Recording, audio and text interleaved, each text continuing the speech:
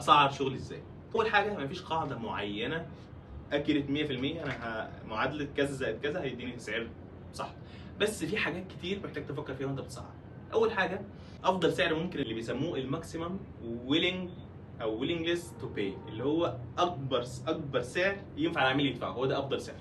اكتر من كده العميل مش هيدفع وبالتالي انت هتخسر. اقل من كده فانت خدت فلوس اقل من العميل كان يقدر يدفع اكتر منها، فانت هتبقى خسران. بس هي الفكره ان مفيش حد هيعرف بالظبط السعر ده ايه، انت بتحاول توصل للسعر ده. الحاجه المهمه جدا في التسعير، قريت كذا حاجه في التسعير منهم كتاب اسمه خطأ في السعر، وشايف انه الكلمه الوحيده لو هنقول كلمه واحده تعبر عن السعر المظبوط او السعر الفير، هي انه يبقى سعر متوقع. لو الناس متوقعه سعرك هيبقى سعر فير والناس هتشتري منك. لو الناس حست انه لا مش هو ده المتوقع، ده مش هيخليك تقدر تبيع للناس كويس.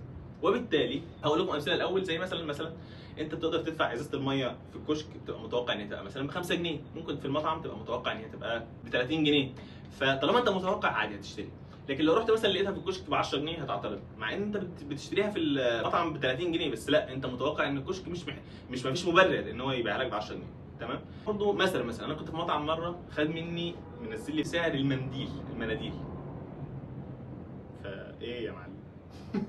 خلاني حسيت انه في حاجه مش فير، في حاجه مش مظبوطه. في حين انه لو كان زود لي السعر ده على الفاتوره 100% كنت هبقى راضي عادي مش مشكله. لكن اللي مش منطقي واللي مش فير بالنسبه لي واللي مش متوقع ان انت تحاسبني على المناديل.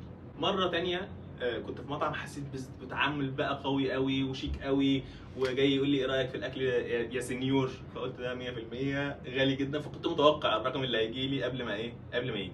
فلو انت عرفت انه كل ما الناس تتوقع سعرك كل ما الناس تشتري منك، ده يخليك تعمل ايه؟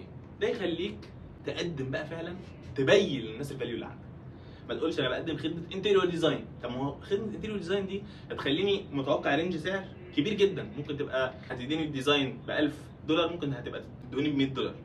لكن لما تعرف تبين بشكل قوي الفاليو اللي انت بتقدمها، ده يخليني ابدا اسيت التوقعات بشكل مظبوط، وبالتالي لما تقول السعر بقى يعني حاسس ان هو فير وحاسس ان هو مقبول.